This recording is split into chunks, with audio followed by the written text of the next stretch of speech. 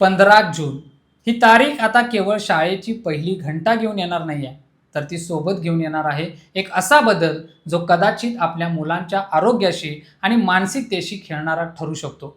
आपण नक्की चाललोय कुठे? सध्या प्रश्न असा आहे की आपण समानतेच्या नादात निसर्गाला विसरतोय का? आतापर्यंत कसं होतं, विदर्भाला नेहमीच एक सवलत असायची.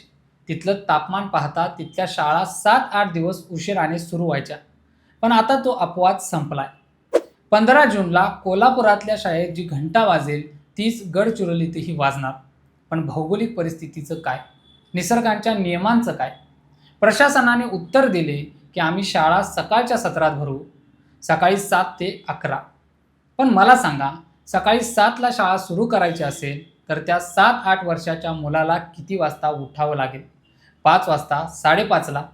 आणि तो जेव्हा 11-11:30ला शाळेतून बाहेर पडेल तेव्हा सूर्य डोक्यावर आलेला असेल. महाराष्ट्राच्या अनेक भागात दुपारी 12 वाजता ऊन त्याच्या सर्वोच्च बिंदूवर असतं. मग शाळेत असताना सुरक्षित असलेली मुलं घरी जाताना त्या उन्हाचा सामना कसा करणार? आणि जे विद्यार्थी लांबून येतात, जे बसने किंवा व्हॅनने प्रवास करतात, त्यांच्यासाठी हे वेळापत्रक सोयीचं आहे की जीव घेणं?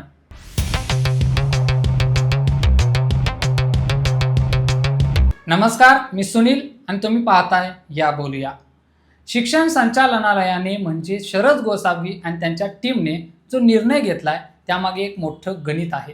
हे गणित आहे 236 दिवसांचं. एका शैक्षणिक वर्षात किमान 230 ते 236 दिवस अध्यापन झालं पाहिजे असा नियम सांगतो.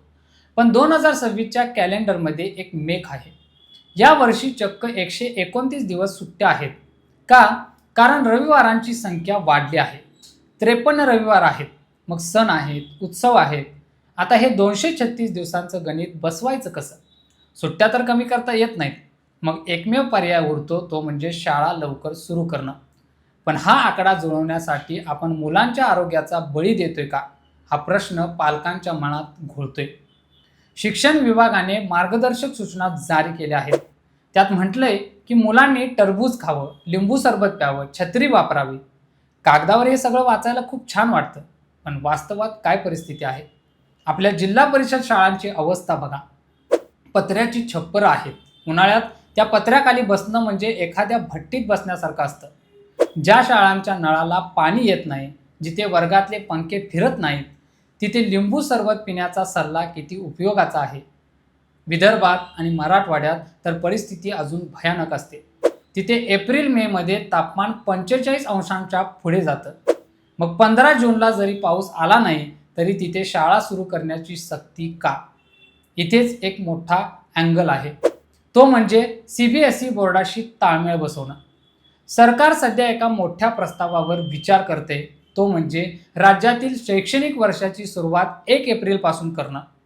2026 पासून या बदलाची पायाभरणी सुरू झाली आहे. आपल्याला राष्ट्रीय शैक्षणिक धोरण म्हणजे NEP लागू करायचं आहे. आपल्याला वाटतं की आपल्या मुलांनी नॅशनल लेव्हलच्या स्पर्धा परीक्षांमध्ये टिकावं. पण विचार करा, दिल्लीत बसून घेतलेला निर्णय नागपूरच्या उन्हात कसा टिकणार?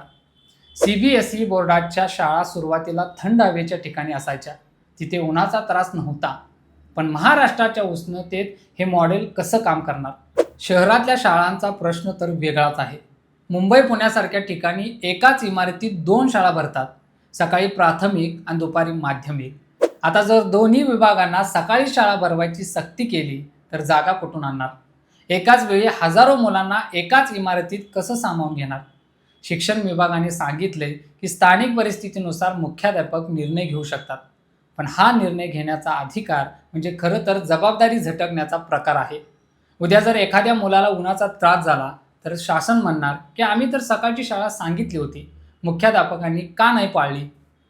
आता थोडे विदर्भाच्या जुन्या धोरणाकडे वळूया. विदर्भात 30 जूनला शाळा सुरू व्हायच्या. हा नियम विनाकारण नव्हता. तिथल्या तापमानाचा तो आदर होता. आता तो अपवाद रद्द करून आपण काय साध्य करणार आहोत? जर 15 ते 29 जून दरम्यान सकाळी शाळा भरवली जाणार असेल तर 30 जूनला काय होणार? 30 जूनला अचानक हवामान बदलणार आहे का? की 30 जूनला नियमित वेळापत्रक सुरू होताच उष्णता गायब होईल? हा फक्त कागदी घोडा नाचवण्याचा प्रकार वाटतोय. 236 दिवस पूर्ण झाले पाहिजेत. मग मुलं घामाघूम झाली तरी चालतील. असाच काहीसा हा पवित्रा दिसतोय. शिक्षक संघटनांचा विरोधही याच मुद्द्यावर आहे. त्यांचं म्हणणं आहे की आम्ही यंत्र नाही आहोत. संच मान्यता, RTA प्रवेश प्रक्रिया आणि इतर प्रशासकीय कामामुळे शिक्षकांना आधी सुट्टी मिळत नाही. त्यात आता हे नवीन वेळापत्रक. बरं, 15 जूनला शाळा प्रवेश उत्सव साजरा होणार आहे. मुख्यमंत्री, मंत्री, अधिकारी स्वतः शाळांमध्ये जाणार आहेत. ढोल ताशे वाजणार, मुलांचं स्वागत होणार. पण त्या स्वागताच्या आनंदापेक्षा त्या मुलाच्या चेहऱ्यावरचा थकवा आणि घामाच्या धारा आपल्याला दिसणार आहेत का? आपण एक गोष्ट विसरतोय, ती म्हणजे हवामान बदल. दरवर्षी उष्णतेची लाट आधी येते आणि जास्त काळ टिकते. मार्चमध्येच तर तापमान 40 पार करते. संशोधन असं सांगतं की जेव्हा तापमान वाढतं तेव्हा मानवी मेंदूची एकाग्रता कमी होते. गणित सोडवणं किंवा अवघड विषय समजून घेणं उन्हात कठीण जातं. मग अशा वातावरणात मुलांनी काय शिकावं आणि शिक्षकांनी काय शिकवावं? आपण फक्त अभ्यासक्रम पूर्ण करण्याच्या नादात दर्जाशी तडजोड करत तर नाही ना? पालकांसाठी ही मोठी परीक्षा असणार आहे. त्यांना आता फक्त मुलांच्या अभ्यासाकडे नाही तर त्यांच्या आरोग्याकडे जास्त लक्ष द्यावं लागेल. सकाळी 5ला उठून मुलाचा डबा तयार करणं, त्याला तयार करणं आणि 6:30च्या बसला सोडणं, हे सगळं नोकरदार पालकांसाठी किती कठीण आहे याचा विचार कोणत्या समितीने केलाय का? आपल्या जीवनशैलीत इतका मोठा बदल आपण अचानक लादतोय, पण त्यासाठी लागणारी मानसिकता आपण तयार केली आहे का? या निर्णयामागचा खरा अर्थ काय आहे? सरकारला एक शिस्त हवी आहे. त्यांना वन नेशन वन एज्युकेशन या दिशेने जायचं आहे. पण ही शिस्त आणताना आपण जमिनीवरच्या वास्तवाकडे दुर्लक्ष करतोय. महाराष्ट्राची भौगोलिक विविधता खूप मोठी आहे. कोकणातला पाऊस वेगळा आहे, विदर्भाची उष्णता वेगळी आहे. या सगळ्यांना एकाच रंगात रंगवण्याचा प्रयत्न कितपत यशस्वी होईल, हा मोठा प्रश्न आहे. जर आपल्याला खरोखरच शिक्षण सुधारायचं असेल तर वेळेपेक्षा आपण पायाभूत सुविधांकडे लक्ष दिलं पाहिजे. ज्या शाळांमध्ये उन्हाळ्यात बसायला जागा नाही तिथे वेळ बदलून काय होणार? भविष्यात हे सत्र 1 एप्रिलला जाणार हे जवळपास नक्की आहे.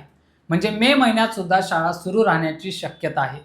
हे चित्र तर आणखी भयानक आहे. एप्रिल आणि मे हे महिने महाराष्ट्रासाठी सर्वात कठीण असतात.